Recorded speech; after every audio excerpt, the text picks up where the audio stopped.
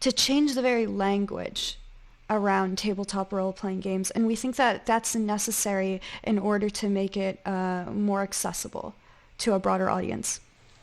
My name is Jeremy Gage, and welcome to the Draw Your Dice podcast. This is an educational show involving all things tabletop role-playing industry. Listen alongside me as we hear from creators, entrepreneurs, and supporters about their personal best practices, principles, and philosophies. I encourage anyone from the budding game designer to a seasoned publisher and everyone in between to sit down with us and enjoy today's episode. Hello, everyone. Thank you for coming to this episode of the Draw Your Dice podcast. As you heard in the intro, I am Jeremy Gage, but today is never about me. Not one episode is ever about me. Actually, that's a lie. I just released an April Fool's that is about me, so go listen to that. That's cool. But today, I am really excited because I know you all have heard me talk about my ideas about live design and the ecosystem and the digital environment for RPGs, so I have a profound set of guests today. They are two of many, joint creators of Multiverse. I can't believe they're on the show. I'd like to welcome Sara and Janie Jaffe. Thank you for correcting me. Welcome to the show. As always, for those who may not know who you are, why don't you give a brief introduction of what you do with Multiverse and how you got your start in doing this whole giant endeavor for the people at home? So I'll start with introducing Multiverse. So we are a gaming platform where you can build and play tabletop role-playing games. We allow creators to combine the beautiful pixel art library that we have with their own original campaigns and rule sets. We're bringing visuals and approachability of video games to the traditional pen and paper tabletop genre. So our goal is to really bring this cult favorite game genre to a whole new audience, and most importantly, enable the people who create those games to make a living in their passion. My name is Sara Alpha-G. I'm the co-founder and creative director of Multiverse, and I'm joined today by the lovely Janie, who will introduce herself too. Hi, I'm Janie Jaffe. I am a game designer and engineer at Multiverse. I, sort of got started in indie tabletop RPGs, just sort of writing games, and then was hired to the team last year and have been, working hard, trying to work on things around games and design and how sort of we are bringing sort of game design to like a digital space and how that changes things. And it's been a cool time. Mm-hmm. Our company has about a team of 16 right now, give or take. And we started about last year, a little over a year now, in 2019, originally in Boston. It was me and my two other co-founders, Tarek Shihipar and Hisham Badri. They are two fabulous MIT engineers, and I come from an Illustrator background, can't code worth shit. But together we combined forces and found fabulous people like Janie to help build out this idea. Oh, God, I love it. I'm so ready to talk today. As an additional icebreaker to the show, for the both of you, would you just give a really brief journey into how you got started playing tabletop games, maybe what was kind of the sparking idea that said, Multiverse should be a thing? Yeah. On my end, I think I have a story that's very familiar to the more casual tabletop RPG gamers out there, where they listen to, a podcast. For me, that was The Adventure Zone. I really, really got sucked into that actual play podcast space, and it made that whole gaming scene seemed very exciting and approachable. And around the same time, I had my own group of nerdy friends, and all of us kind of came from like different corners of being a dork. Like one only watched anime, the other one only read like doorstopper fantasy books, the other one, super into sci-fi. And we're like, there's got to be something we can all do together, because like we all just really love fiction and storytelling. And for us, we thought we found that answer in D&D. And we tried playing it with mixed success, which I think is a common story for a lot of people who try TTRPGs, absolutely not knowing what they're signing up for.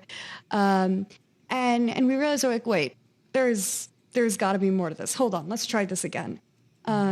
And because I was lucky enough that I have these friends who are very extra and enthusiastic and talented people, when we came back the next week to try our homebrew one-shot one more time, my friend told us to all pull out our phones, and he sent out a link to us, and it looked like a mock-up of a Pokemon game, but instead it had all of our characters on the screen and like a little mini map. And we were, that same day, after having a failed session before, we played for 6 hours straight. Yes. And that was my first moment of like, whoa, what is this? I have to know what else is out there. How about you, Janie? For me, I've been playing tabletop role-playing games since I was 12 years old, running like D&D 4th edition. Along the way, similar to Sara, I kind of through an actual play podcast, first through the Adventure Zone and then through Friends of the Table. Actually, through Friends of the Table, I was introduced to a ton of just like indie games and just that whole space. That was where I like met a ton of other indie designers and started thinking like, oh, hey, I could write games myself. That is like a thing I could do. In the background, I had been like learning to code and absolutely loving it. I had wanted to go into like game development for a long time, sort of like working at a very traditional studio. And then I worked at a very traditional studio and I did not like it. And then I think I had been following the Multiverse just like as a project for a little while. And it really excited me. And so when I saw the job posting, I was like, oh, this is a perfect like fit. Like it is both game development, but also this thing that I love, this space that I love of tabletop RPGs. And yeah, so now we're here. Wow, I love it. I love it so much. So I guess that will lead us into sort of the meat and potatoes of all of this, Multiverse.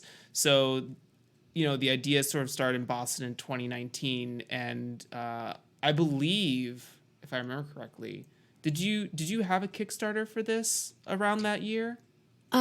So around the following year, just as unfortunately quarantine hit, we thought the route that we would take was launching a Kickstarter and, bringing the project to people through that channel, as usually happens with tabletop RPGs. As COVID hit, we didn't know if that was the most sensitive idea, and we ended up closing it, but we still ran our closed beta, and we actually gave closed beta out to everybody who backed us, even though we didn't end up charging them because we closed down the project.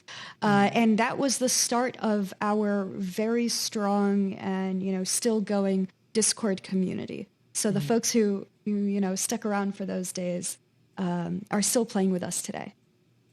That's super cool. And I was, at the time I was working at a winery for like 12 hours a day, but I was one of the people that were a part of that sort of initial want for Kickstarter push. I think I still have the email for the closed beta somewhere in my email. So what I'm saying is that I've been a fan for a very long time. I think what you're doing is very, very, very cool. And it has sort of shaped my own game design principles as I move forward in my fledgling ingenue career. I don't know what that looks like, but let's kind of talk about why the push. I know you said you were hungry for more digital space things, but maybe you could talk to us about like why the digital design principle for this, to bring tabletop into the digital space versus letting it stay in the pen and pencil space. Do you think that crosses over too much into video game territory, or what makes it different from that? So that's a really good question, because the people who I started developing this project with, initially they were coming very much from a video game background. And for them, we were thinking about like, what does it take to pull in a new person into tabletop RPG? And what kind of visual language do people already have? And, you know, what are they reacting to strongest? And so for us, the traditional method of, you know, you read a giant rule book and you gather up all your friends and you play for 6 hours, it seemed just like a very intimidating entryway into games. And we were kind of thinking amongst ourselves, like, what does it take to really, like, bring in that next level of engagement to someone who has very little exposure. You know, I think of that friend group I originally started playing with, and to anyone who would ask, like, we were perfectly primed to be, you know, the right kind of group to get together and playing together, and yet we still had a lot of those stumbling blocks. And in my experience, you know, asking around people who did play or wanted to play, for every person who wanted to play tabletop RPGs, maybe 1 out of those 10 actually pulled it off. And we thought that we could kind of close that gap a bit more. I think that particularly when it comes to the kind of fiction as well that's being pushed out there, the people who dominate the space, like Wizards of the Coast, they're not really able to reach a more inclusive audience, or they're not really able to talk to them as effectively, which is so wild, because you'd think of all spaces, you know, you think of like publishing or film or, you know, video games. TTRPG doesn't require that big production budget. You can kind of be the representation you want to see. And that was very, very attractive to us, and what encouraged us to kind of like get our hands dirty and do it ourselves. What about you, Janie? I think the thing that really stuck out for me is like, Jeremy, is that you mentioned like video games, and I think that is such a like an interesting space as a designer with Multiverse, and I think it was the first thing that like really hit me about the project as a whole, is that I think like there is something that changes when you are walking around a space using WASD as a character, but still playing a tabletop role-playing game. There is so much that like opens up there in terms of representation, in terms of item use, in terms of puzzles, in terms of all of these different things, when you have this sort of direct mode of interaction, that I think has made Multiverse a really exciting project to design for. I think like, obviously, like, I don't know, digital play is something that is important to me, just because I've never had, you know, like even my friends playing tabletop role-playing games growing up, like lived 3 towns over, we would meet like once a month to be able to play, and so we would just like play for like 6 hours straight. It was like a huge blowout. It was great, but like I've never felt that like actual, you know, actual virtual tabletop, you know, things that existing solutions just like aren't exciting in the same way, are often clunky, and are often not like, just not visually appealing, not engaging, and are offering way more trouble to like actually use. And so I think that like a thing that is exciting about Multiverse is just the way that it is presenting something that is really, I think, different and new and you know, exciting, you know, as a designer. Yeah, I think what differentiates us from other, you know, the virtual tabletops that are already out there is they are just trying to like one-to-one replicate the pen and paper experience, and then just add, you know, room for a camera and a mic to be added to it. We are trying to change the very language around tabletop role-playing games, and we think that that's necessary in order to make it more accessible to a broader audience. I'm so happy because fellow designer Spencer Campbell and I often are talking about this thing we've dubbed as live design, where we take he has developed games based on like the Destiny and Warframe franchises, and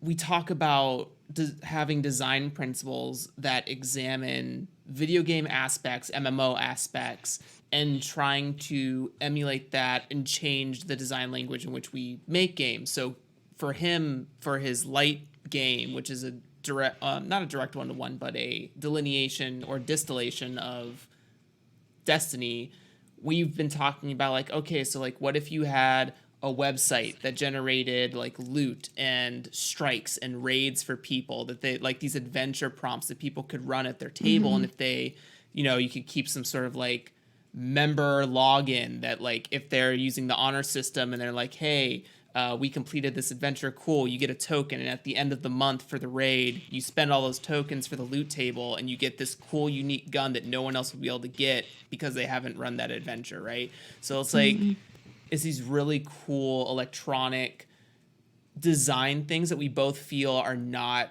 being explored from the pen and pencil space enough. In the like, this is 2021. Like, Yeah. for as cool as Roll20 has been to help people connect internationally around the world, across the country, I agree. I've found it to be clunky in some facets and slow for other people's computers, and it just doesn't work super well in the browser medium. And to have something that's very like cool and dedicated and from the ground up thinks about digital rather than emulating pen and paper. I mean, I've been really attracted to the art style. It reminds me of stuff like Final Fantasy Tactics, Saga Frontier, Legend of Mana, like all those style of Square Enix games. And And I would say that for me is like, I love that you bring that up because I look to, Final Fantasy and JRPGs, Kingdom Hearts as my touchstone for a truly like love of fiction and love of storytelling from games that honestly now like I'm relearning exist within like PBTA spaces and stuff. Like you don't have to answer all the questions. I'm going to present to you a world and, if you can follow along, cool. And if you can't, whatever. Yeah. That's a Square Enix game. If you don't get it, that's fine. Just level up. A lot of what you're talking about, you're talking about progression and automation and having like that GM responsibility kind of distributed or taken over by something else that's run from an engine, and that's something we're all like very, very like hungry for at Multiverse, and we're digging into how much automation versus how little. At what point do you let the players breathe versus you let the system kind of take over the story a bit. 1 second while I plug in my charger. Yeah, of course. Oh, okay. Actually, in the meantime, Janie, for you, the system Multiverse is designed to be highly customizable, like all across the board. And as I feel like this episode is going to end up being very dedicated to Spencer and I. But how challenging is it to? I don't know if you're the only one working on this. I don't know if there's a team of engineers or developers that are also forming this backbone for Multiverse. But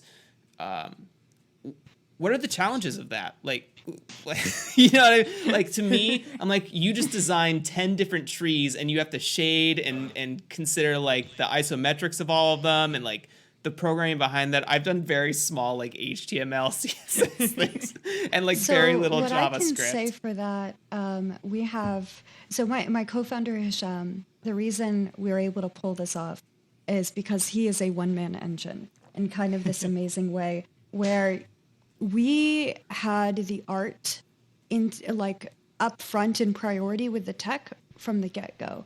And we chose pixel art very intentionally, not just because it has this nostalgic factor to it, but because it is highly customizable. It is low cost, low entry for other creators. And we can, produce it at lightning fast speeds.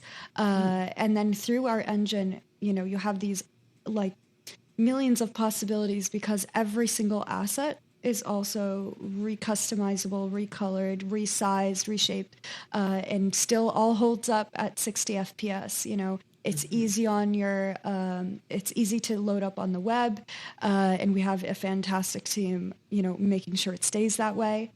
And that's on the art side. Regarding like making your own systems, making your own games, something that Janie and the other engineers are also very deep into. Janie herself, I will say this for you, just designed a new dice system for us, and like that we can totally customize, that I actually used in a game just last week. Hell Thank you for yeah.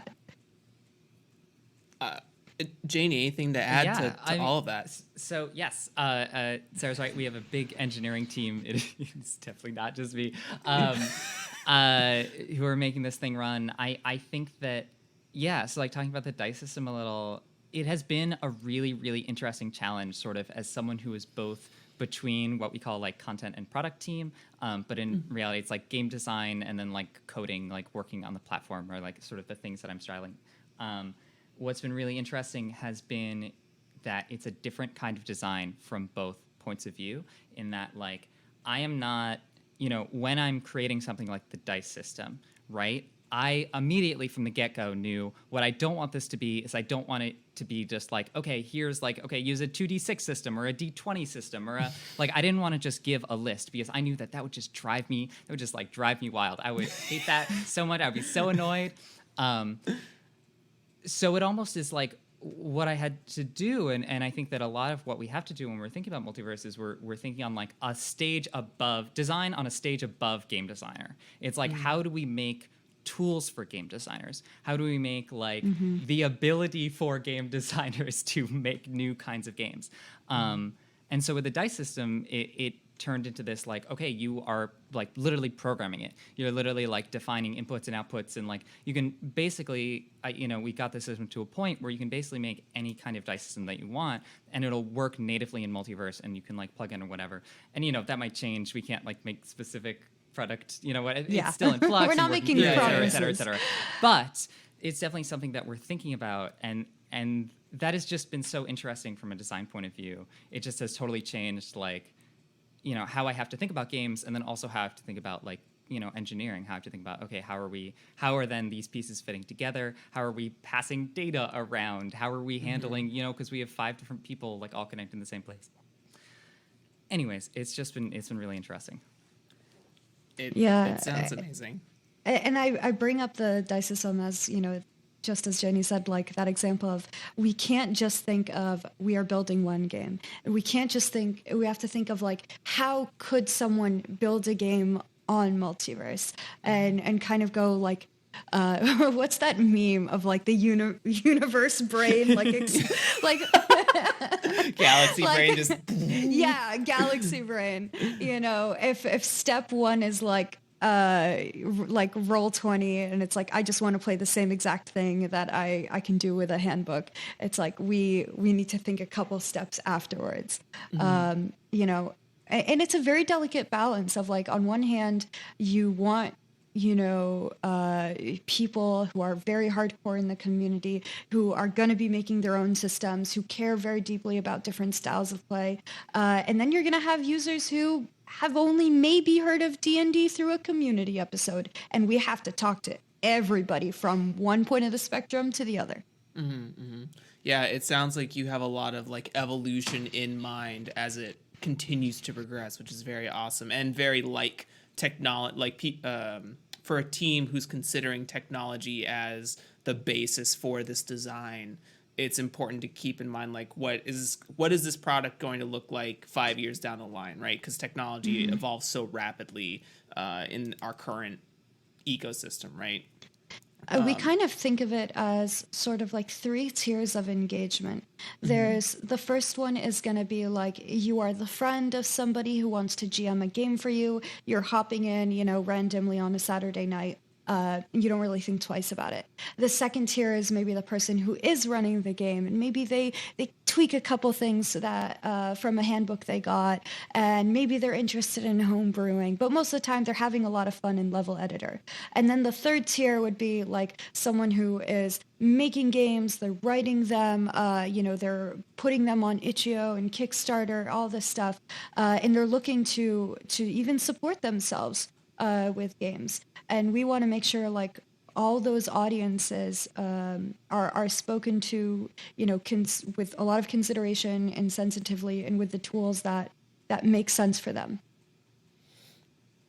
I I love it. You something earlier you mentioned. I don't know if this was specifically meaning for the team of Multiverse, but you talked about how content creators can make an income using the platform. Was that just for the team, or did you mean that like someone who game designs on Multiverse, is there like a marketplace that would exist for Yes. Multiverse?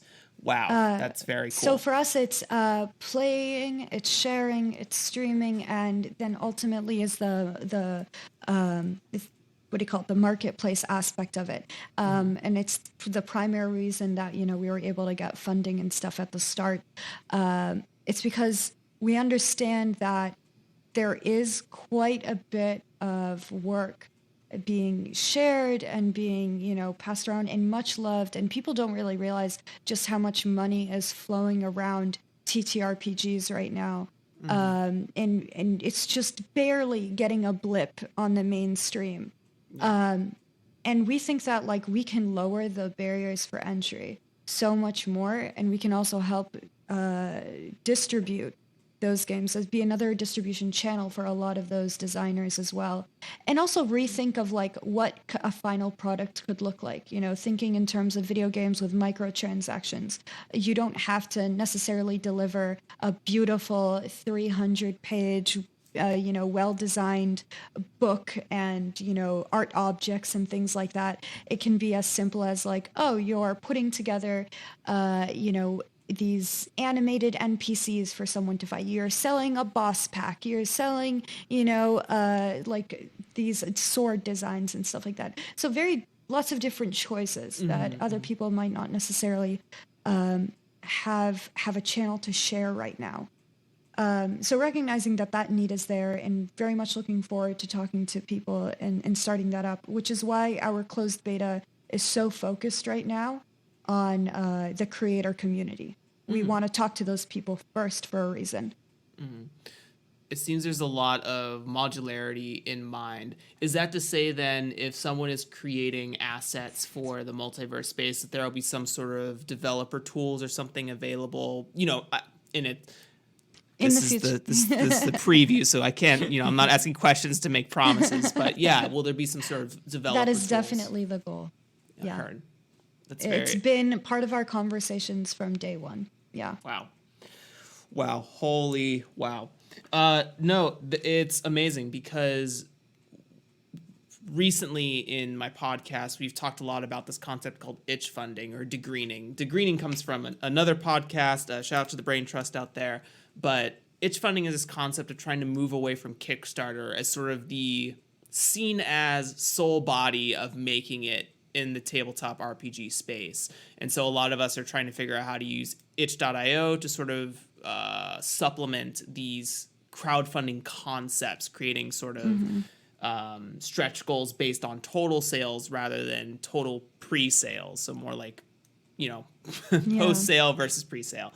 And I love that you're creating this system with sort of this, you know, to give designers another avenue to try and make it on their own, to explore their dreams. Because for me as a designer, I haven't finished a game yet, and I am terrified to use Kickstarter in all stretch of the imagination. But I'm really interested in itch funding. I'm really interested in what you're doing with Multiverse, and I think that's very cool. So I love that as a part of this conversation, it's also about not just the fun of game design, right, but also the business of game design too, is something that you're keeping in sort of the forefronts of your mind, which is very awesome. I mean, so I should also mention, like, I come from a freelance background. I've done Kickstarters before. I fundamentally understand what it's like to kind of scrap in that way as a creator. And at the same time, I've stepped into tech spaces now, and I see how quickly checks are written, you know, life-changing money is thrown around, right? And that kind of attention, it's so interesting to me because it's like you look at video games and you look at the kind of budgets needed to pull off AAA sort of like experiences. And at the same time, like you look at the top selling games and where do they start with? Where are so much of their inspiration being pulled from? The language that we know through video games began at a tabletop. And we kind of have to go like back to our roots to remember it's like this is where everything started, and we there's definitely room to uplift these creators too, who are coming up with the most innovative ideas, who don't need, super high production costs to pull it off, and can continue to make like incredibly engaging games. So now we just need to bridge that gap between, those communities and a broader market. And we'll probably have to tweak a little bit of the language in order to reach one group to the other. But we're quite excited for what that might look like. Last little bit for this particular segment here. Not that this hasn't been an absolute wellspring right now. You also mentioned streaming, so I believe I've read, and correct me if I'm wrong, but there's some sort of like streaming integration with Multiverse. Is that correct? We're working on it, which is all I can promise. But actually, just last week, I can't say who, but I can't say. So we're actually announcing we have some big announcements coming up in the next couple of weeks. If you keep your eyes peeled, I don't know when this episode's coming out, but your question may be answered soon about how connected we are to Twitch. I'm totally cool with NDA things. If it's not on the table, it's not on the table. The beauty of audio is that I can edit it out. No, that's amazing. I like that is also a consideration because an actual play I frequent is Critical Role. Yeah. Just because I'm in a sunk cost fallacy and I cannot stop watching. And I should also classic say D&D sunk cost fallacy. yeah. I should also say it's like the reason we're so excited with streamers as well is we are providing them a very, very visual experience. Yes. We're talking about everything is being fully animated, making sure that a DM or actually any player too has the ability to make sure that their actions are reflected on screen in a really dynamic and exciting way. We got thousands of assets in our pixel art library and more to come, as we explore other genres besides fantasy as well. And we're very, very excited to hand this over to Twitch streamers quite soon. Also, Team Multiverse streams 3 times a week on Twitch, so you guys can take a peek at what those tools look like there. In preparation, I've been watching the farm stream and that's been exciting. Just to see all the customization that is available in the game currently, and that the game is like not, I'm quoting in the air, done, right? Like there's still so much more, I'm sure, assets to come. You said thousands, I'm sure there'll be 10,000s. We have an engineering team that's as big as our art team, and it's like we have devoted just as much attention to both sides of this platform. Art is very much like at the forefront. It is not secondary.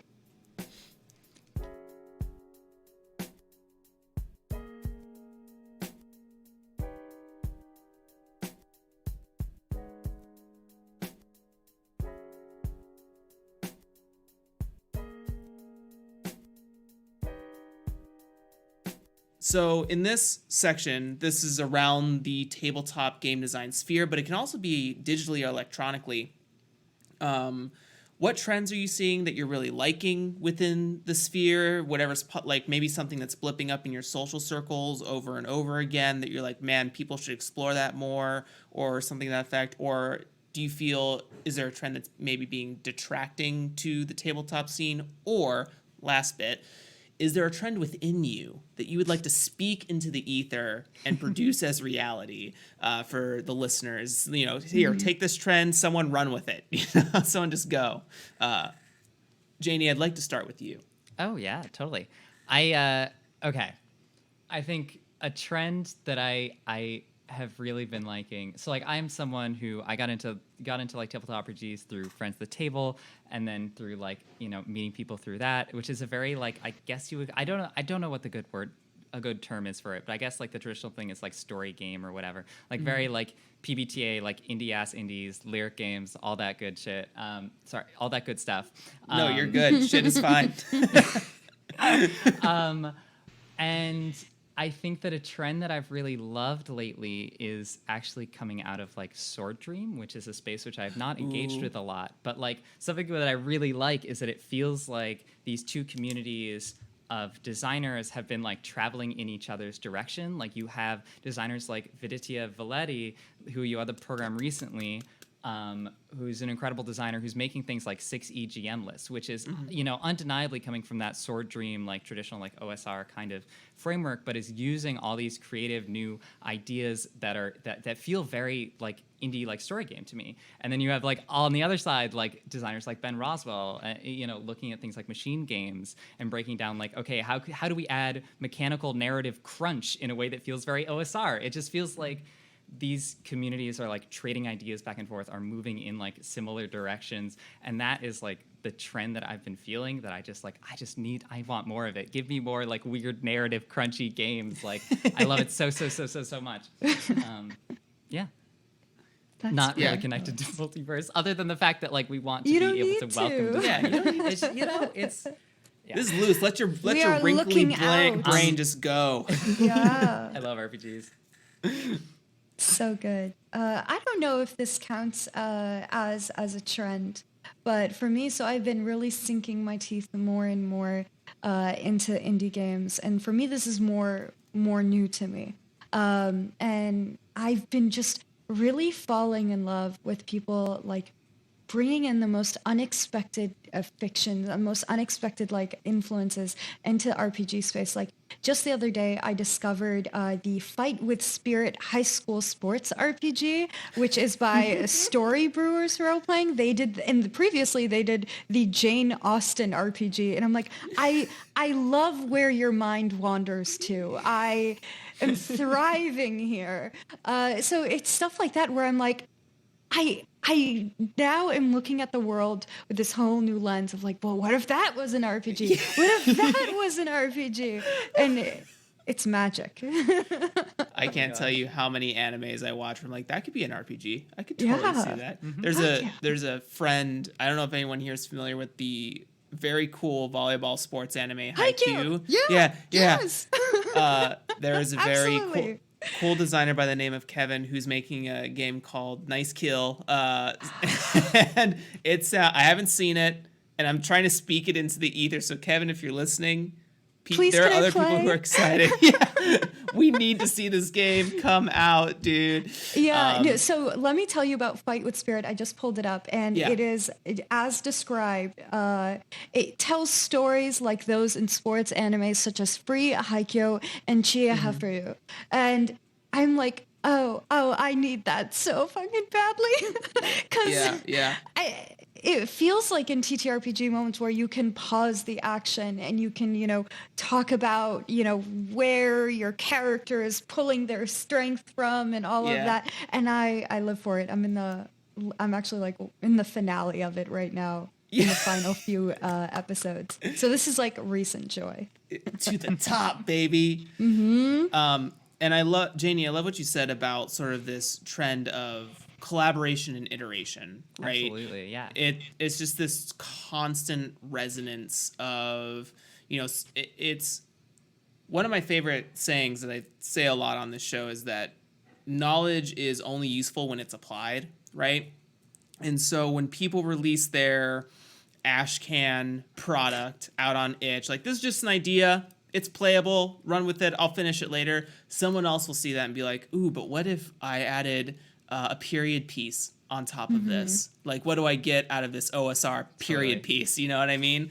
And I think that is one of the most beautiful things that sort of escape the more mainstream space. Like the DM's Guild concept is sort of that and sort of not that at the same time. It's more like, oh wow, what if I what's my next D&D times this product, right? Like crossover this product. But what I love about the indie space is that it's full blown ideas that are taken and twisted and melted down and put together, and these amalgamations that form really beautiful products. Like you mentioned, Viditya, several designers that I've had on this show have, you were mentioning the Jane Austen RPG, and I had a designer, Eli Seitz, on here, who made a game about 1700s, about European explorers going to Antarctica and their whole journey of like making it and then dying, like coming home. I love that. And Whoa. it has the best journaling game that I've read in a long time. It's called The Last Place on Earth. Feel free to check it out. I'm Eli searching Seitz. it It's now. it's a great game. It's a great game. It can be played with people at the table, but you can also just like, so I'm going to just love dote for a second just because we brought it up. So Please. the co-op version is that you're all playing the explorers, and you have the GM plays sort of the narration through the lens of the expedition lead. But the soloing game, as you turn it on its head and you play as the expedition lead, and you sort of take on this, like, how are the explorers doing? How's Jim doing? Like telling all these little lore questions or getting all these little lore prompts about how each of the other explorers are doing. And it has stuff like, it's your birthday today. What did the crew do for you today? And things like that. And it's good. But at the end of the game, like, it tells you up front, you're all going to die before this game is over. So with that understanding, go ahead and play. And I love games with that sort of like end goal, and that it was full. He did so much research in that he looked up all the articles it's based on an actual person. I don't have the game in front of me. I have it. It's based off of Robert F. Scott's fatal 1912 expedition to the South Pole. Jeez. Yes. Oh, I was super wrong about the year. I'm sorry, Eli. That's me trying to remember it I off don't the think they were rip. making it in 1700. In 1700s, they were still trying to find their own ass in Europe. I love the specificity of that, and I think that's something you see around just like, how do we create an experience that is like so specific and tailored and intentional. It's like every single piece of this is going to be intentionally building towards this one specific experience that we want you to have. There's something beautiful beautiful about like telling your players this isn't about you, and seeing them kind of like liberated in that experience. Oh my God. Like they really, really don't feel like their choices will reflect back on them if you have that set up from the get-go. I had that experience recently GMing actually on Multiverse, Bluebeard's Bride. And that game was hands down some of the best experience I had GMing, and I'm fairly new to that role. And some of the most like in character role playing I had seen like from my players as well. It was such a pleasure. Before I move in like beyond the trend section, I'd actually like to know recently if you could name, like, in the last 3 months, what was your favorite game, both to either run or to play in, that you've recently played, using probably the multiverse space. Like, what do you feel has been like a good test subject for the system? Take your time. Yeah, I could probably say, my best time GMing was definitely that Bluebeard's Bride game, where I actually did end up making like a whole haunted level, and I had blocked out all of the rooms, so they were more like, the map was more symbolic, but it's like they had these better little clues and details of things to react to. So it really drew out my players, and we really felt like we were in the same space together in that way. Best experience, I guess, maybe as a player, was actually in one of Janie's games. She ran Beam Saber for us. Yes, and Beam I'm Saber. Still thinking Beam Saber so about. much. And I had kind of had this hybrid sheet. I played, I think, I don't know what the official name for it is, but it's like one of the android characters, and I'm still thinking about that character. The artificial, yes. Yeah, I had combined two of the playbooks together, playing as the artificial and tweaking it a bit. And like sometimes I'll just be going about my day, and I'm like, I wonder what K2 would be doing right now. You know, there's some characters like they just stay with you. And it's really special when a game and a GM can draw that out of you. Aw, I love that so much. I'm so glad that you enjoyed that game. That game was amazing. If I can, shout out here. For that game, we were using the Rearguard Squad playbook, Rearguard by Small Planet Games, which is Ben Roswell and Karo Assertion, which is just had an incredible time playing in that game and playing in that universe. For myself, I'm going to cheat a little because it's something that we haven't played yet, but that I've been prepping and I'm really excited to play is I'm Sorry, Did You Say Street Magic? Yes. By Karo Assertion. I've been sort of like, we've been talking a lot about like, okay, co-GMing. One of the really interesting things that I saw when I was first, sort of joining the team and watching y'all like run playtests is that there's this thing sometimes at Multiverse they will literally have like multiple people signed in and like running GM things, quote unquote. Like there will be one person who'll be there who'll be the GM of the session, like running play, etc. Doing all the normal game GM things, and then there might be another person who is there, who is logged in, who is like setting up visuals, setting up effects, setting up NPCs, like handling like all these little things. Think of like you have the director, and then you have like the crew, the stage crew, kind of running around. Exactly. And the thing is like we found this beautiful balance where we started giving the players those, quote unquote stage crew tools. And what is kind of amazing is like the players are now telling me, the GM, what they want the scene to become. And it's this really exciting feeling of like, oh, we really are in this together. They are telling me about the scene the same way I'm telling them about the scene. And we're exploring that co-GMing space more and more. And we found that it takes away a lot of that intimidation that, GMs feel when they start to run games as well. Absolutely. And so like when we've been thinking about like co-GMing, like splitting up play, like I think the place my mind immediately went was like, okay, can we do GM-less play on this? Can we do like, what happens if we hand everyone the tools? If we are just sitting down at the table, like treating this like a high fidelity whiteboard almost, right? Yeah. Like making drawings, leaving notes, putting in assets, walking around, just putting NPCs down and then walking around with them as characters. Like, what does that feel like? And so I've been doing a lot of prep just behind the scenes, trying to Can't wait. like figure out how to run this amazing city building game in on a platform like Multiverse. So that has been really cool. I think what's really cool about this co-GM digital aspect, GM-less, GM full, whatever term we want to place here. It's everything. It's nothing. We love it. Destroy it, create it, and destroy it again. But I think it opens up an interesting possibility for the visual actual play space, like on Twitch and things like that, where you can have sort of this, I don't know, like painter or artist, like sitting your level designer as one of the members, maybe not playing, maybe not GMing, but you're starting to iterate on something and they're just like feeling your flow and they start putting the brush to the scape and they're like producing mountains and NPCs that you're talking about like in real time. I just think that execution would change actual play forever in my mind. Like forever. God, we hope so. But that's the biz dev side of me talking. Please, money.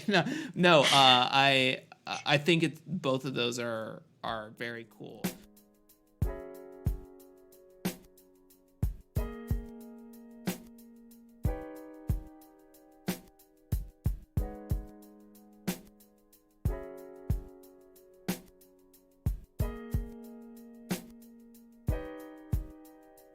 Something I want to ask, just because I know this isn't probably all rainbows and butterflies behind the scenes, and I don't want to ask this question to like provide a chink in the armor, because that's not. I think this is an amazing project, but have there been any instances of games? Because on your on the website you mentioned how not every game is going to translate 1-to-1 or potentially not 1-to-1 to the multiverse phase. Have you found any types of styles of games or anything like that Multiverse kind of fights against, at least early in the process, perchance? I don't know if that's been solved recently, but as customizable as it is, I can't say that everything would be perfect. So has anything been difficult, I guess is what I'm asking. Just to showcase that people are working very hard behind the scenes. I don't think that's a negative thing to ask. I think that's a reality of what we're up to. And it would be, and I should say this because we were quite naive when we started. We're like, we're just going to translate everything. It'll be great. And no, we very quickly had to realize when you bring things from tabletop into this visual space, you are fundamentally changing the language. Absolutely. You know?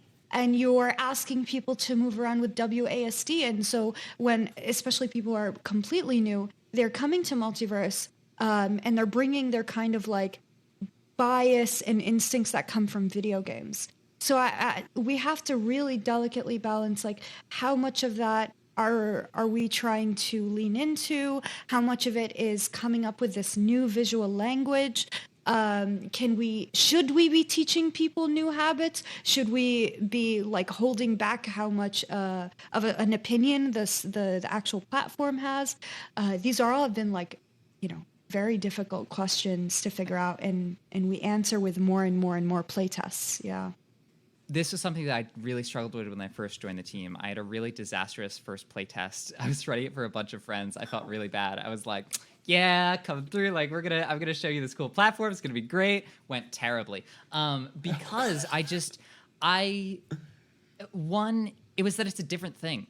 It really, really feels like a different thing. One of my friends, Natalie, who's a RPG designer, Natalie the Knife, likes to joke that Multiverse is a LARP platform, which I think it is kind of secretly in a few ways. In hiding, yes. In hiding, yes. It just, what I found really difficult is that it is in RPGs, some ways that we, talk internally about this is that like in RPGs, things move at the speed of plot in that like, you are all sitting around a table telling a story together. The next thing isn't going to happen until you say it happens, But as soon as you are placing players in a video game level, basically, in this beautiful level space, where they're using WASD to walk around, they're going to go wherever. They scatter like roaches. They scatter.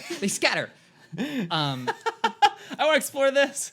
It just was fascinating. It was and terrifying as a GM. It felt like I had to like split up into like 6 different places. I had to like be tracking. I was like, okay, someone's like running. It was literally like trying to run like a horror game too. It was the hardest thing in the world. Because it'd be like, okay, someone's like jumped into the room where I'm supposed to do a jump scare, while 3 other people are like off in a closet somewhere. It was like the worst version of splitting the party.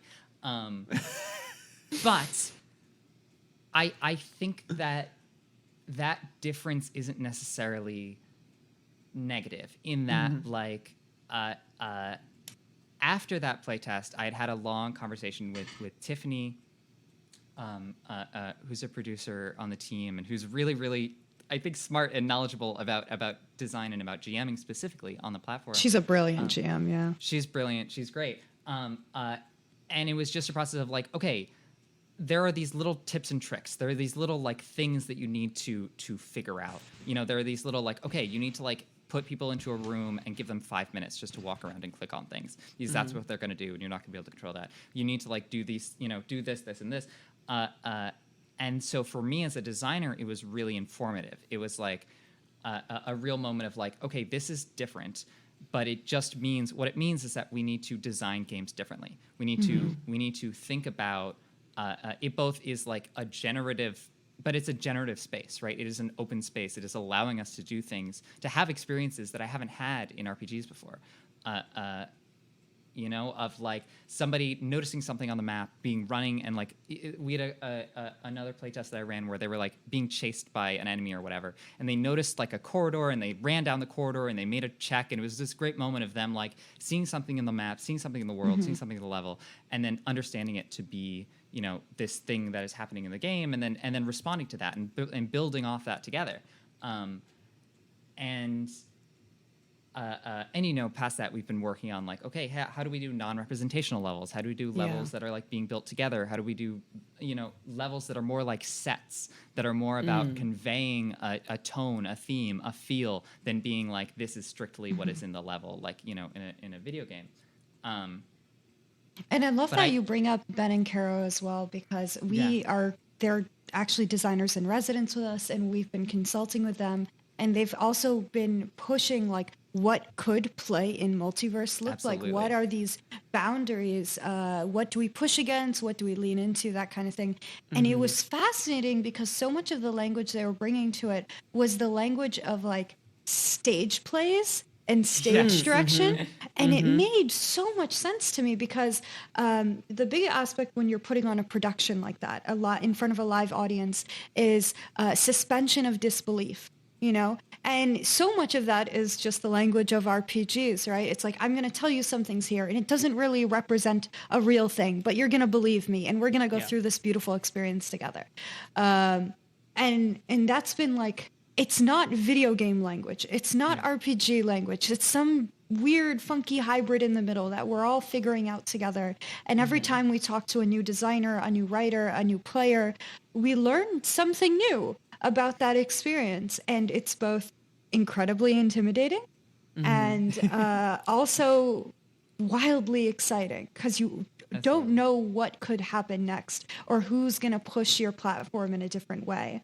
One of our biggest challenges, I guess, is like corralling our focus at the start and seeing like who we want to talk to first. We decided to talk to creators first. Who do we want to like really polish this up for at the beginning? And it's like thinking about UI, thinking about those interactions, you know, these layers and that just, they don't come up if you're designing for TTRPG. So when we go from translating a book, a player's handbook into something, you know, usable on the platform, we'll need to add things, we'll need to tweak things, remove things, and hopefully the spirit of the game will still be there and kind of renewed through the players. Yeah. It sounds interesting to try and, as you slowly develop, discover these keywords, right? Because when we talk about, for instance, dice resolution systems and how you're saying before, I don't want to pick like D&D style D20. I don't want to pick Blades in the Dark D6, whatever. I want to be able to customize those things from whatever game I'm bringing into the space, right? So you're figuring out how to create amorphous tools while also displaying a new sort of shared language that helps say, hey, this is your dice resolution builder. These are the things that are in here. Pick your pieces. That is your game, right? Yeah. And we can have like the levels and stuff too. It's like you can go fully representational, build out something beautiful and lush and video game like. And on the other side, you can have a completely in darkness level with just some fog animation over. And it's up to you to decide if like that's just the vibe that you're playing with, and that's the only thing that's important to your level. So on one hand, you have people that are like, I want grids, and on the other hand, you have people who are like, I want to see nothing. Yeah, I think that like what's interesting, I think like back to your question about like adapting games, like it's sort of you have to come in it from both directions, right? In a lot of ways. Of both, we are thinking about like, okay, as a product, how do we support this? How do we support this? How do we support this? What features can we add? What features do people want? What features are people going to like be using and getting excited about? But then also, I think as a designer, you know, I think that there is a level of adaptation, a level of creation, I think that will open up, which is exciting about like, okay, how do you build, you know, game tools to support real-time play? How do you build, like, just like it took like Tiffany sitting me down and saying like, okay, this is what you have to do, this is what that, like you can take that Tiffany speech and put it into a game and put it into the text of a game, right? And put it into the design of the game. And that is what's exciting to me is really just about that interplay. Has there, in sort of a follow-up to these questions, has there been anything, I know you're trying to design a space that's very like, yes to as many things as possible. Has there been any fight back of something that you haven't been able to evolve? Like you've had to say like, we cannot emulate this thing. Has that come across the table yet? Yes. And that thing is, no, we can't give you 5e right away. Wizard won't let us. They just simply won't. They're a very slow company. Oh no. Very so proud I mean company. so you have the side of people who are very excited, GMs, creators, players, and they see what we're providing and they're like, I want to play this right now. I want to bring my game in and all this stuff. And you have to also recognize that just because they're asking for it doesn't mean it's necessarily the number one thing to provide. Because people only want what they know. And we're in this interesting space where maybe we can provide something they haven't seen yet. And hope that it works out. But like, it's interesting where there's like a very clear, safe way to do multiverse. And I think, sure, maybe we can make it prettier than Roll20. Sure, we can make it more efficient, free to play, less expensive, like all of this stuff, more customizable. But like, we want to push the definition of play. We want to see how we can expand people's vocabularies. Can we show them an experience they've just never encountered before? And we're invested in finding those answers one way or another. And if it fails, whatever, we'll make a virtual tabletop play. But don't tell our investors that. Investors, if you're listening, there's a special RSS feed. No, I'm just kidding. No, thank you. The only reason I ask sort of these more poke holes in it style questions because as I've said at the beginning of this, I'm very interested in this space of design and sort of the coming. I don't know if modern era is a little bit too much like of me, but like this modern era of tabletop role-playing games, we're really starting to incorporate technology. Like my imagery, because I understand that Multiverse also has plans to not only be like browser-based or computer-based, but also mobile-based, like iPads and down the line phones. And, down the line. And so like me, I know people who are like, I can't do it. I can't have like my documents in a laptop or on my phone or whatever. I have to have the book in front of me with like written documents. And that's beautiful. I don't think paper is ever going to disappear. Electronic is not the destroyer of paper. But I am the person who's like, I imagine seeing 5 people around the table, all with a tablet out, like moving around, seeing the space digitally, and they're able to adjust it. Because you mentioned accessibility before, which is the other reason me and Spencer are really into this idea of digital space, because we talk about how e-readers and Mobi files for creating game books and everything like that, in addition to its own like digital ecosystem, and how that can help people with color blindness, how that can help people who are unable to see or maybe unable to be in a physical space. I live on the second floor of a building and it's not wheelchair accessible. You know what I mean? And having the ability to connect in such a fluid way using technology in the tabletop space, I think is something I really strive for. Like, I'm fine with using the screen real estate of my iPad to like shift through my notes and hyperlink all of them and connect them and create my own sort of like wiki. And I know not everybody's for that. Do you think that? Do you think there was an apprehension at first to be like, well, we don't want to lose because I'm talking more to like the business side of this, right? Yeah. And do you think there was ever a thought in your minds about like, we want to try to say yes to as many types of people? How can we do that? But then was there another point where you're like, you know what, we are a digital form, and if there are people who can't kick with that, that's okay? So it comes down to when you say TTRPGs are for everyone, and we genuinely believe that. We have to mean everyone. And it kind of goes back to that idea of like when people react strongly to Disney live action movies, where it's like, well, if you like the original cartoon, it's still there for you. If you still want a player's handbook and you want to sit around the table and by all means, like bring a tablet if you need it. But like, I just don't understand this. If I understand your question correctly, like we're not as attached to the traditional tactile feelings. I'm sure that's great. And there's a lovely thriving space for that art to object part of TTRPGs, the dice collectors and all of that. That's fine. We want to talk to new folks. We want to talk to the folks who haven't been talked to before. And that's kind of what drives us forward. There's a lot more things to navigate when you invite more people in. Janie, anything to add on top of that? Yeah, I think that like I don't know. I think that it's a really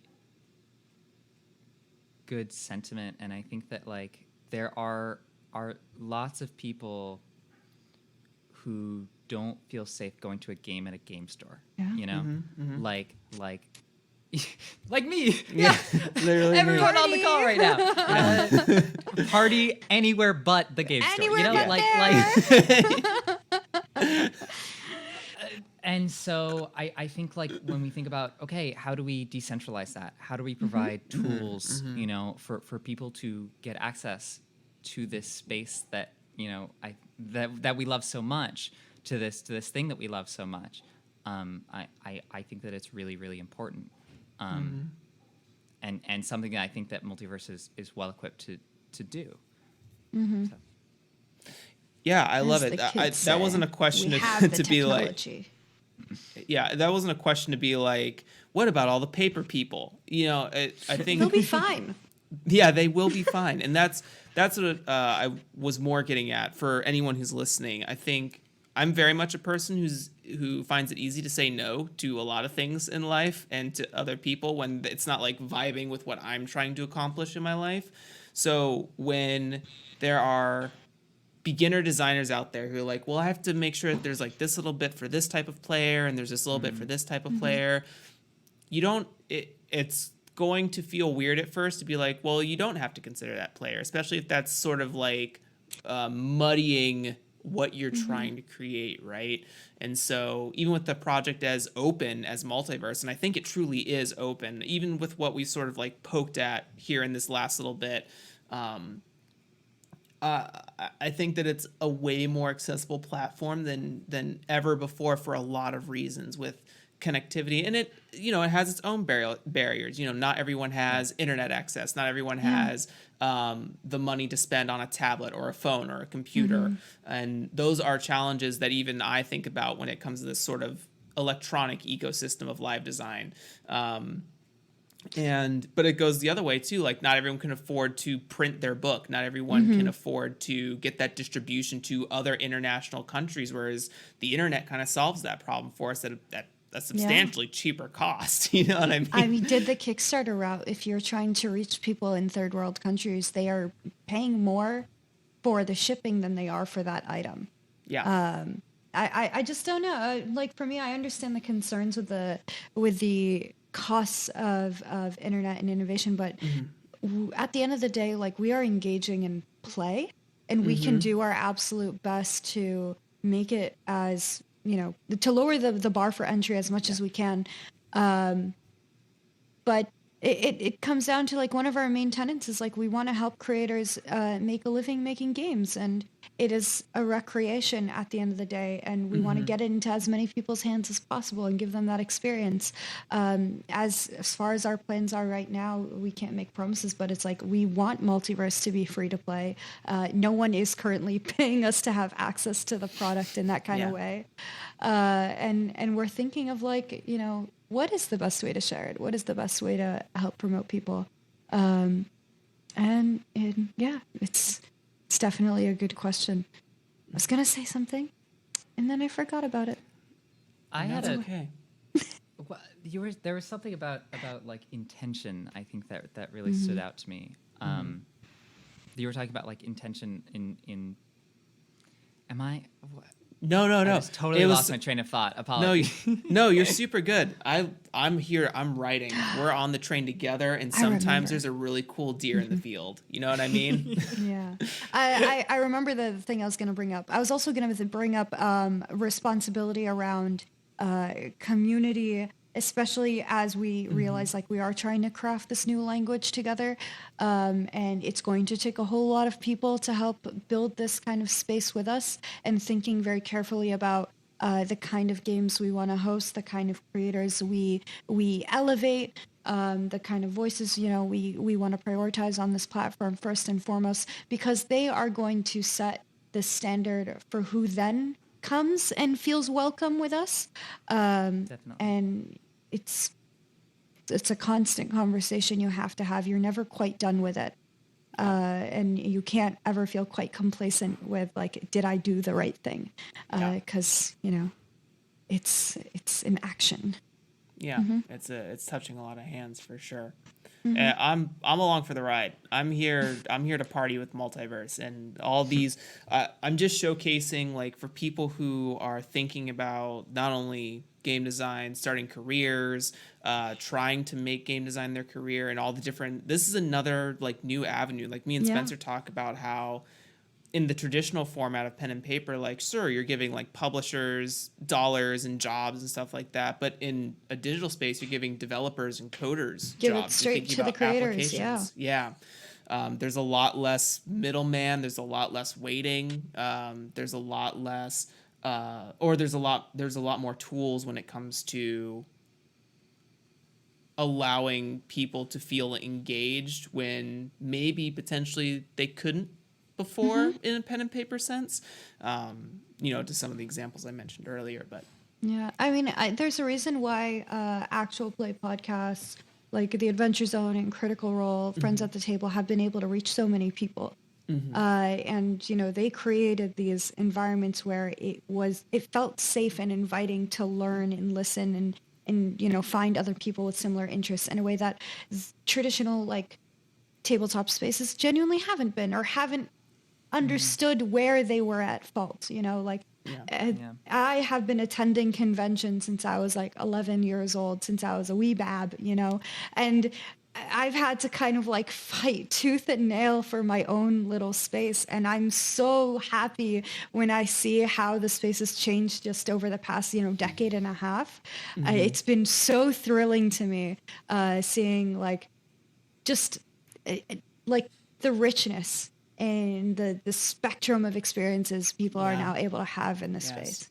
It's so exciting.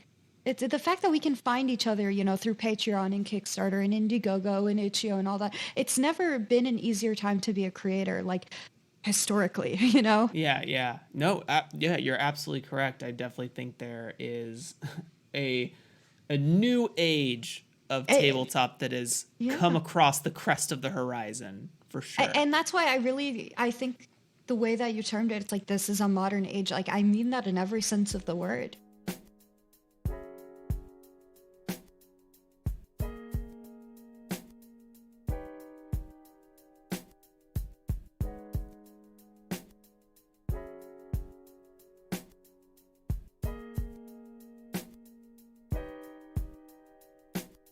This last one is a TLDR tip. A secondary lightning round where if someone didn't want to listen to the entire what is now an hour and 19 minutes of the show, they could scrub ahead, get this tip, and feel good about their day. So to both of you, usually I roll this, but my table is faulty. I keep rolling the same number on my dice no matter how many times I do this, but I think I want to do a more structured tip prompt for the two of you.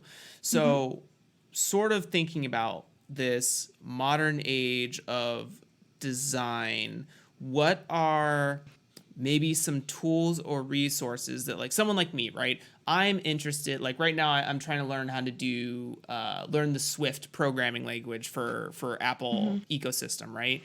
What are some like tools or resources or maybe like good people to follow that you think would help someone get into thinking about designing for the digital space? Ooh. That is a good question.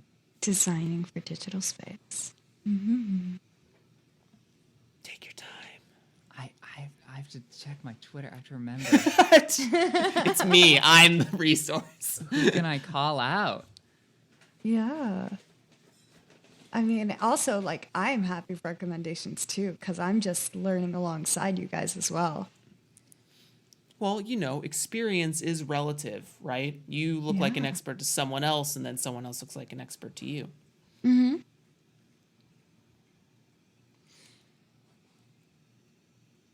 I just scrolled down my own Twitter to also get ideas, Janie, and I found your TikTok about the Suez Canal. Oh my God. And I was like, yeah, turn to TikTok. No, but actually, though, like, I kind of amazed at how role-playing has, like, researched in kind of the mainstream.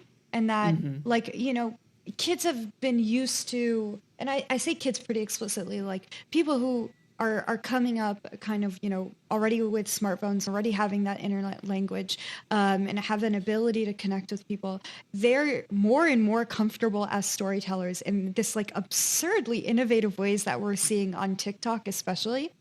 And it's hard to put this in context of TTRPGs, but it makes sense in my brain where there's so many different exciting formats of conveying a story. And I'm kind of amazed by the constraints provided by TikTok as well. And the kind of idea of like bringing in music and editing and that kind of video format to it. I don't know. I guess I'm encouraging folks to push back on what they think role playing could be, and taking notes from the very alive and vibrant world around them, and seeing what other people are doing. And I guess it goes back to our previous conversation of just like, is that an RPG idea? Is that an RPG idea? And Nice cue. yeah. Absolutely. I think that there are like two parts of that really stand out to me. And I guess that these are my two tips. Like the first is just like meeting people where they are, which is just like understand what people are using right now. Like, yes, it's TikTok. Yes, it's Discord. Like understand what the tools are that people are turning to, and try and understand, one, why they're turning to those tools, and then two, how they work. Like how, and I don't mean like technically, but like what does being on a Discord call bring to a conversation? So I guess like my call out is wait, shoot, I should find who exactly the designer is for this amazing game, but like this was one of my favorite things that I played is this Discord has ghosts in it. Will Yokes and Adam Bass. Yes. I Sounds played lovely.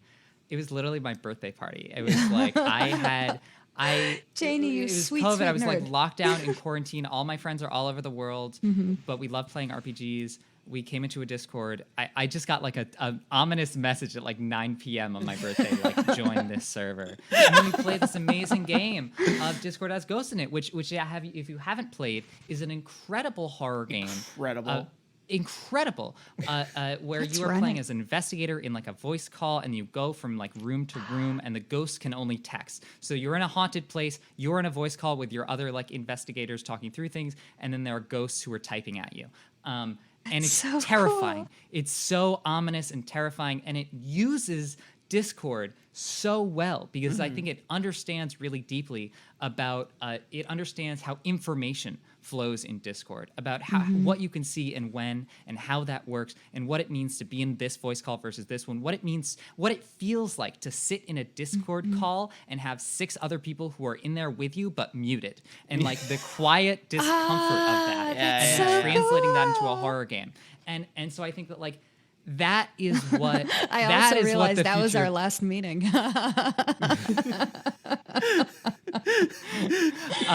Me and 6 muted people. Oh my gosh. But like that is what I think the future of digital play is understanding the tools that you have, and then building things that are built to take what's best out of them, or take what's worst out of them, or take what's weirdest out of them, and build new experiences with that. I love that.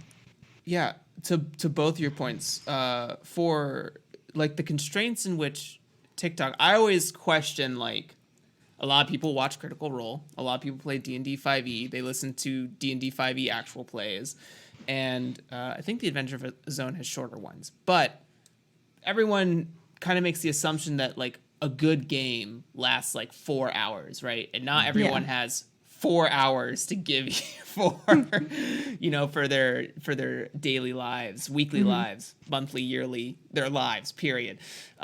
So like thinking about how stories are presented in different mediums, right? Like TikTok is a medium. I know some people maybe like meme on it or spoof on it. It's like, oh, you have a very short attention span or whatever. But I think there's like this really cool distillation and Do we training forget that Vine was 6 seconds? Yeah, hello. but like it's so cool to see the people who take those constraints and still give you a full experience inside of that content, right? People who need, and I don't want to knock anyone who's playing the 4-hour, 6-hour game and telling beautiful stories, because I'm sure that's happening too. But there are other games that I've been a part of where it's very meandering, and like you're running 4 hours in a shopping episode and everyone's just kind of like, and that's fine. It's like the beer and pretzels. You're all hanging around the table and you're just there to enjoy each other's company. But like when we think about delivering content to people, especially in a role-playing game, like it doesn't have, you can push on those time constraints, right?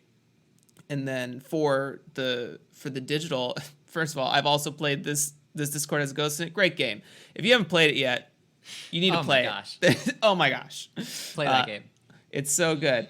But yeah, understanding the digital space, the tools, and figuring out how to create game. Like, I think Adira Slattery knows a game that you play through Twitter posts. Oh God, is it Fastball, Funball? Oh God, that sounds fascinating. I can't remember, but that's how you play, like forum play through Twitter. It's designed for Twitter, so like. Imagine the types of things, like people are already doing Twitter sonas, right? That's just one more step away from playing a role-playing game using Twitter sonas. And like that lives somewhere, and that can be entertainment for people. It's another way of content creation.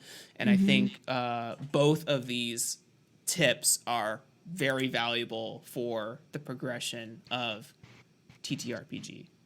And I also want to say to that point, if you dislike something, study it, because you have to understand why someone else likes it. You have to realize that if you dislike something, those people are going to be very effective at talking to people you're not talking to. And it's still worth knowing that, even if you have no interest in engaging with that same audience. It really adds to your own vocabulary as a creator. It makes your own message stronger. And that is all worth learning. Yeah, I think what's essential is like taking these things seriously. Is like not being, is that like in order to study this, in order to like understand the tools, the things that people are using, part of meeting them where they are is taking seriously the tools that they're using, not dismissing, things like TikTok, because it is, good for the, because the kids love it or whatever. But the kids love it for a reason. Someone loves it for a reason. Like, yes. Absolutely. And especially in these, in some of the indie spaces that I've poked my head in, I have noticed this thing of like, when something gets popular enough or big enough, like now we can, start to dunk on it or whatever. And I understand where some of those sentiments come from. But it's still like, they're able to reach people, and that's kind of like a beautiful thing, and that's worth celebrating to me and worth learning from to me. It doesn't have to be your cup of tea. But it doesn't also detract from you. Like what's kind of amazing about being in such boisterous, creative spaces is that like when one person succeeds with their game, we kind of all succeed because we're bringing in new players and new faces and new voices. And that's always something to be excited for. This has been an episode. This has been a journey. It's been a journey, everyone. Thank you for being here. I want to thank you both so much for being here and providing the maximum amount of knowledge that the show can contain in its allotted time frame. Like real a TikTok. This is my constraint. Real quick, give one more blurb plug-in for the both of you. Where can we find you? Hit us with the Multiverse websites and all those links and things, and I will provide all those in the show notes for your access, listeners. So one more time, we are Multiverse, a gaming platform where you can build and play tabletop role-playing games. We're allowing creators to combine beautiful pixel art library with their own original campaigns. We're interested in changing kind of the vocabulary of what it means to play TTRPG. Upcoming, creator-focused marketplace. Please find us at multiverse.com, on Twitter at PlayMultiverse, on Twitch at Multiverse, and of course, our Discord, discord.gg/multiverse. You can talk to me, Sara, co-founder and creative director, at at Sara Alpha G on Twitter. And Janie, how about you? Where can we find you? You can find me on Twitter at Janie_Jaffe, and I also write RPGs at janiejaffe.itch.io. Yes. If you like Beam Saber, which we talked about earlier, I wrote a playbook for it about being like a living weapon. It's pretty cool. The Angel, you should check that out if you like the game. And you can find me on TikTok at Janie Jaffe. Mm-hmm. Amazing. Sara, Janie, it has been an absolute pleasure having you on here. Everyone at home, thank you for listening. I've learned a lot listening to these two, and I hope you have too. And we will see you next time. Say bye to the people. Bye. Bye. Bye. All right, that's a wrap. Thank you for taking the time to sit down and hang out with Sara, Janie, and I. We really appreciate it. You can find links and resources down below in the show notes, such as getting in touch with Sara or Janie, or other episodes with similar topics. If you want to be a part of the conversation, please come and join the community Discord server. Also, make sure to subscribe to the Draw Your Dice Patreon, where you can get access to early releases of episodes from as soon as we interview. Thanks again for stopping by, and as always, I will catch you next time.